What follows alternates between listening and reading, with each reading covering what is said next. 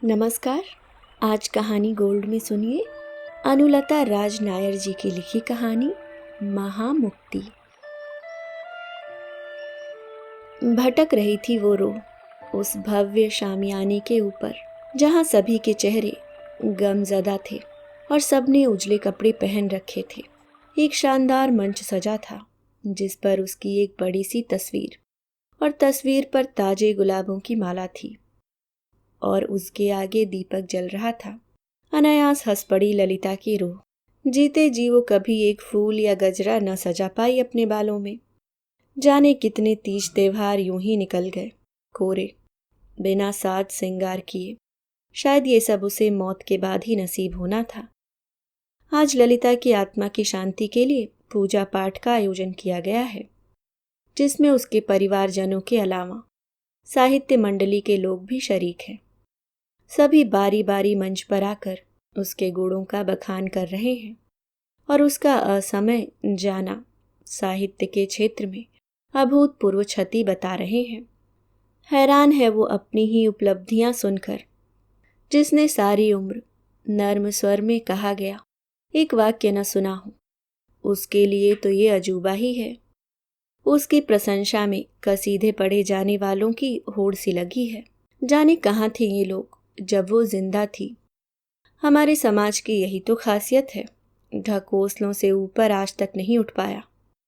अपने दुखों का सार्वजनिक प्रदर्शन करना आदमी को आत्मसंतोष देता है, या शायद कभी कभी किसी ग्लानि भाव से मुक्ति भी दिलाता है। ललिता की रूह बेचैन हो गई। तन तजने के बाद भी भारीपन अब तक नहीं गया था। क्यों मुक्त नहीं हुई वो? किसी किसी को शायद मौत के बाद भी मुक्ति नहीं मिलती। जीते जी कुछ भी उसकी इच्छा के अनुरूप नहीं हुआ। अपना पूरा जीवन उसने दूसरों के इशारों पर जिया। अब मौत के बाद तो उसे मुक्ति का अधिकार मिलना चाहिए था। तभी मंच पर उसका पति मदन आया। ललिता का जी मिचलाने लगा। जिंदा होती तो शायद दिल धड़कने भी लगता जोरों से। मगर आशा के विपरीत मदन ने भी ललिता को सरस्वती का अवतार बता डाला। उसके मुख से अपनी प्रशंसा सुनकर भी ललिता को घृणा हो आई। पति का दोगला व्यवहार उस सहृदया को नागवार गुजरा। मगर जब जीवित रहते हुए उसने कभी किसी बात का विरोध नहीं किया तो अब क्या करती। सिसक के रह गई उसकी रूह। ललिता जब ब्याह कर आई थी तो हर नौयौवना की तरह अपने आंचल में ढेरों ख्वाब टाक कर लाई थी। दहेज के साथ अरमानों की पोटलियां भी थीं और उसके पिता ने सौंप दिया उसको एक ऐसे पुरुष के हाथों जिसने उसका आंचल तार तार कर दिया। दहेज की पोटली तो संभाल ली गई, मगर अरमानों को कुचलकर फेंक दिया गया। ललिता एक मध्यवर्गीय सुसंस्कृत परिवार की बेटी थी। वो 2 बहनें थीं जिन्हें शिक्षक माता पिता ने बड़े स्नेह से पाला था। उनकी हर उपलब्धि पर माँ उन्हें एक पुस्तक उपहार में दिया करती, जो उनके लिए किसी स्वर्णाभूषण से कम न थी। दोनों बहनें सुंदर, विनम्र, सुघड़ और संस्कारी थीं। और ससुराल में माहौल एकदम उलट। यहाँ अखबार में चटकती खबर पढ़ने के सिवाय किसी को उसने पढ़ते नहीं देखा। और तो और उसके पठन पाठन पर भी उन्हें ऐतराज होता। ताना मारते हुए कहते, माँ शारदा पहले काम तो निपटा लो। आहत मन से वो जुट जाती अपने काम में। घर में ससुर और पति के सिवाय कोई था नहीं, सो ज्यादा काम भी नहीं रहता था। और शिक्षित होने भर से क्या आदमी को पशुवत व्यवहार करने का अधिकार मिल जाता है? ऐसे प्रश्न ललिता के मन में अक्सर उठते रहते, मगर किससे मांगती उत्तर? आरंभ में वो अपने अपमान को गटक नहीं पाती थी और मदन से जिरह करती, मगर मदन उसे कुतर्क न कर कहकर चुप करा देता। जिसकी लाठी उसकी भैंस वाला हिसाब था यहाँ। सो धीरे धीरे उसने शिकायत करना भी छोड़ दिया और खुद में मगन रहने लगी। मदन एक ऐसा पति था जो उसको न कभी हंसाता, न रिझाता, न प्रेम जताता, बस इस्तेमाल करता। ललिता हास माड़ की बनी गुड़िया सी हो गई थी। वक्त बेवक्त गुस्सा करना और उसके काम में मेन मेख निकालना बाप बेटा के स्वभाव में शामिल था। मगर जो भी तमाशा होता वो आमतौर पर घर की चारदीवारी के अंदर ही होता। सो आस पड़ोस में उसकी इज्जत अभी बनी हुई थी। मध्यवर्गीय लोग ही तो ख्याल करते हैं समाज का, पास पड़ोस का, वरना निम्न और उच्च वर्गीय लोगों में कहाँ कोई लिहाज या पर्दा रहता है। ललिता लोगों से मेलजोल कम ही रखती थी, फिर भी जाने कैसे वो शांत और संतुष्ट दिखाई पड़ती थी। शायद भगवान ने उसको तरस खाकर ये वरदान दिया हो। स्नेह का अभाव और वक्त बेवक्त के ताने उसको तोड़ रहे थे, भीतर ही भीतर। अकेले में वो अपने तार तार हुए मन को सीती रहती और किसी तरह जीती रहती। कभी कभी सोचती, कौन जाने इनके ऐसे व्यवहार की वजह से ही शायद उसकी सास असमय दुनिया छोड़ गई हो। काश वो जीवित होती तो एक स्त्री के होने से उसको कुछ सहारा मिलता। शायद उसका नारी मन उसकी पीड़ा को समझता। मगर जो चला गया उसको वापस तो लाया नहीं जा सकता। जीवन के पन्ने कभी पीछे पलटे जा सकते हैं भला। ऐसे ही माहौल में ललिता गर्भवती हुई। उसको लगा शायद अब दिन फिर जाएंगे। पितृत्व बदलाव अवश्य लाएगा मदन में, मगर उसके हाथों की लकीरें इतनी अच्छी न थी। लिंग जांच के बाद उसका गर्भ गिरवा दिया गया और ऐसा 3 सालों में 2 बार हुआ। उनका कहना था कि उन्हें एक और ललिता नहीं चाहिए। कितना बोझा ढोएंगे हम आखिर। उसके ससुर ने बुदबुदाया था उस रोज। ललिता का आहत मन चीख पड़ा था, मगर नक्कार खाने में तूती की तरह उसकी आवाज भी दीवारों से टकराकर गुम हो गई। वो कहना चाहती थी, मुझे भी नहीं चाहिए बेटा, नहीं चाहिए एक और मदन, मगर उसका चाहना न चाहना मायने कहाँ रखता था। आखिर उसने एक बेटे को जन्म दिया। सूखी छाती निचोड़कर ललिता बेटे को बड़ा करने लगी, इस आस में कि उसके अंधेरे जीवन में दिया बन टिमटिमाएगा उसका बेटा। वो अपना पूरा वक्त बेटे को देती, उसे अच्छी कहानियां सुनाती, दुनियादारी की सीख देती, मगर वो अक्सर उसके हाथ ही ना आता। भाग कर अपने दादा या बाप के पास चला जाता। वे उसको ही खदेड़ देते कि बच्चे को क्या प्रवचन देती रहती हो, सन्यासी बनाना है क्या? बबूल के बीज से कभी आम का पेड़ उगा है क्या? ललिता समझ गई कि नीम से निम्बोली ही झरेगी, हर श्रृंगार नहीं। पूत के पांव पालने में दिखने लगते हैं, सो इस कपूत के लक्षण भी 10-12 साल से ही दिखने लगे। माँ को वो अपने पांव की जूती समझता। पढ़ना लिखना छोड़ 12वीं के बाद से ही बाप दादा के धंधे में लग गया। अब 3-3 मर्दों के बीच ललिता स्वयं को बेहद असहाय महसूस करती। अपना दोष खोजती रहती, मगर सिवाय उसके नसीब के उसमें कुछ खोट न था। बेटी का दुख उसके माता पिता की असमय मृत्यु का कारण भी बना। अब इस दुनिया में एक बहन के सिवाय उसका अपना कहने को कोई न था। बहन अक्सर उसको ढाढ़स बंधाती और प्रेरित करती लिखते रहने को। सबसे पहले ललिता ने एक छोटी सी कविता लिखी जो उसके अपने मन के उद्गार थे। आज मैं तुमसे अपना हक मांग रही हूँ। इतने वर्षों समर्पित रही, बिना किसी अपेक्षा के, बिना किसी आशा के। कभी कुछ मांगा नहीं और तुमने बिना मांगे दिया भी नहीं। अब जाकर न जाने क्यों मेरा स्त्री मन विद्रोही हो चला है। बेटी, बहन, बहू, पत्नी, माँ, इन सभी अधिकारों को तुम्हें सौंपकर एक स्त्री होने का हक मांगती हूँ तुमसे। कहो, क्या मंजूर है ये सौदा तुम्हें? कविता उसकी बहन को इतनी पसंद आई कि उसने एक प्रतिष्ठित पत्रिका में प्रकाशन हेतु भेजने की बात की। ललिता सरल स्वभाव की थी, सो उसने अपने पति से इजाजत मांगी। मगर मदन तो सरल नहीं था ना।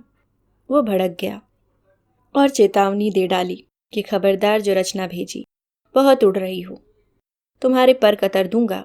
जाने क्या क्या अनर्गल बक डाला उसने। मगर इस दफा ललिता की बहन ने उसके लिए एक उपनाम चुना, गौरी, और रचना भेज दी। ललिता को उस रचना के लिए ढेरों बधाई पत्र और मानदेय भी मिला, जो उसकी बहन के पते पर आया। अब तो ललिता के मानो सचमुच पंख निकल आए। वो अक्सर अपना लिखा भिन्न भिन्न पत्रिकाओं में भेजती और प्रशंसा मानदेय के साथ अभूतपूर्व संतुष्टि पाती। बरसों से सोई उसके भीतर की कला और आत्मविश्वास अब जग गया था। एक बहुत बड़े प्रकाशक ने उसको उपन्यास लिखने का सुझाव दिया। रचनात्मकता की कोई कमी तो थी नहीं और उत्साह भी उबाल पर था। कुछ ही दिनों में उसने उपन्यास पूरा कर डाला और पुस्तक प्रकाशित होकर बाजार में भी आ गई। ललिता ने एक बार फिर प्रयास किया कि मदन को बताकर विमोचन में जा सके, मगर उसने साफ मना कर दिया। खूब लताड़ा भी, साथ ही धमका भी दिया कि यहाँ अगर एक प्रति भी दिखी तो जला डालूंगा। ललिता कभी समझ नहीं पाई कि आखिर उसका गुनाह क्या था और उसकी इस प्रतिभा से मदन को क्या कष्ट था। शायद उसके अंदर की हीन भावना उससे ये सब करवा रही थी। ललिता सदा मौन का कवच पहनी रहती और उसका मौन मुखर होता सिर्फ उसकी डायरी के पन्नों पर। ललिता का उपन्यास बहुत ज्यादा पसंद किया गया। प्रकाशक तो मानो बावला सा हो गया था, दूसरे उपन्यास के लिए उतावला हुआ जा रहा था। ललिता भी बहुत खुश थी, मगर परिवार का असहयोग उसे खाए जा रहा था। मन बीमार तो तन भी कब तक साथ देता। ललिता अक्सर बीमार रहने लगी और जब भी वो अस्वस्थ महसूस करती या असमय लेट जाती तो पति या ससुर ताना मार देते कि सारी ऊर्जा पन्ने काले करने में क्यों गवा देती हो। पति चीखता, एक घर का काम ही तो करने के लायक थी, वो नहीं कर सकती तो तुम्हें पालें क्यों। ललिता को एहसास हो चला था कि इनके लिए मेरा कोई मोल नहीं। सो एक दिन उसने संबंधित संस्थानों से संपर्क करके अपने नेत्र दान किए और अपनी देह भी मेडिकल कॉलेज को दान कर दी। ऐसा करके उसको बड़ा संतोष मिला। संभवतः ऐसा करने से उसके आहत स्वाभिमान को थोड़ा सुकून मिला होगा। शायद मौत भी उसके इसी कदम का इंतजार कर रही थी। एक सुबह उसने इस नर्क से विदाई ले ली। मुक्त होली वो पल पल की घुटन से। सुबह 8 बजे तक ललिता उठी नहीं तो पति, ससुर, बेटा सभी चीखने लगे। मगर अब ललिता किसी की चीख पुकार सुनने वाली न थी। वो बहुत दूर चली गई थी इन निर्मोहियों से। अखबारों के माध्यम से ललिता का बहुत नाम हो गया था। सो खबर उस छोटे से शहर में आग की तरह फैल गई। लोगों का तांता लग गया मदन के घर। अंतिम संस्कार की तैयारियां होने लगीं। तभी ललिता के तकिए के नीचे से एक कागज का पुर्जा निकला। मदन ने पढ़ा तो उसे पता लगा कि उसकी स्वाभिमानी पत्नी ने अपने नेत्र के साथ देह भी दान कर दी है। मुखाग्नि का अधिकार भी छीन लिया था उसने। मदन ने 2 पल को सोचा, फिर कागज फाड़ के फेंक दिया और शव यात्रा निकालने की तैयारी में जुट गया। मौत के बाद भी वो ललिता को मनमर्जी करने कैसे दे सकता था? आखिर वो पुरुष था। पूरे साजो श्रृंगार के साथ ललिता की शव यात्रा निकली और उसकी सुंदर सी मासूम काया पंचतत्व में विलीन हो गई।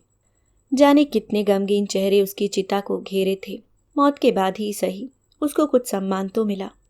आज उसकी 13वीं है और उसकी रूह देख रही है अपने परिजनों को अपने लिए दुखी होते।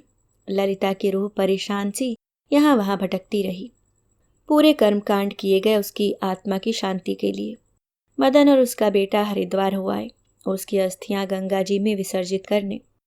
पूजा पाठ प्रार्थना सभा क्या नहीं हुआ, मगर ललिता की रूह को मुक्ति नहीं मिली। भटकती फिर भी रही थी वो। न जीते जी चैन था, न मरकर चैन पाया उस बेचारी ने। उसकी मौत को आज पूरा 1 माह हो गया था। उसने देखा मदन सुबह सुबह उठकर नहा धोकर कहीं निकल गया। ललिता की रूह उसका पीछा करने लगी। मदन चलता चलता शहर के बाहर एक पुराने मंदिर की ड्योढ़ी पर बैठ गया। उसके हाथ में ललिता का लिखा हुआ उपन्यास था, महामुक्ति। वो अपलक उसे देखता रहा, फिर पढ़ने लगा वह आखिरी पन्ना जहां ललिता ने चंद पंक्तियों में अपने उपन्यास का सार लिखा था। मदन के बुदबुदाते स्वर को सुन सकती थी ललिता की रूह। फिर रूह तो मन की आवाज भी सुन लेती है। हे प्रभु, मुक्ति दो मुझे, जीवन की आपाधापी से बावला कर दो मुझे, बिसरा दूं सबको, सूझे ना कुछ मुझे सिवा तेरे, डाल दो बेड़ियां मेरे पाँव में, कुछ अवरोध लगे इस द्रुतगामी जीवन पर, और दे दो मुझे तुम पंख कि मैं उड़कर पहुंच सकूं तुम तक। शांत करो ये अनबुझ क्षुधा, ये लालसा मोह माया। हे प्रभु, मन चैतन्य कर दो, मुझे अपने होने का बोध करा दो, मुझे मुक्त करा दो। मदन की आंखों से आंसू झरने लगे। पुस्तक के भीतर मुंह छुपाकर वह रोने लगा। हैरान थी ललिता की रूह। मदन की आंख में आंसू, वो भी ललिता के लिए। मदन बहुत देर तक सिसकियां लेता रहा और फिर किताब को सीने से लगाए चला गया। ललिता की रूह को एक अजीब सा हल्कापन महसूस हुआ। उसे लगा उसे कोई खींच रहा है ऊपर। गुरुत्वाकर्षण से परे वो चली जा रही थी ऊपर, बहुत ऊपर। पा गई थी वो महामुक्ति। आज देह के साथ उसकी आत्मा भी मुक्त हो गई थी। ढेरों कर्मकांड, हवन कुंड की आहुतियां और गंगा जी का पानी उसकी आत्मा को मुक्त न कर सके थे, मगर मदन की आंख से गिरी 2 बूंदों ने ललिता की आत्मा को शांत कर दिया, उसकी भटकन को राह दे दी। उसका जीवन भले व्यर्थ चला गया हो, किंतु उसकी मौत सार्थक हुई। अभी आप सुन रहे थे अनुलता राजनायर जी की लिखी कहानी महामुक्ति।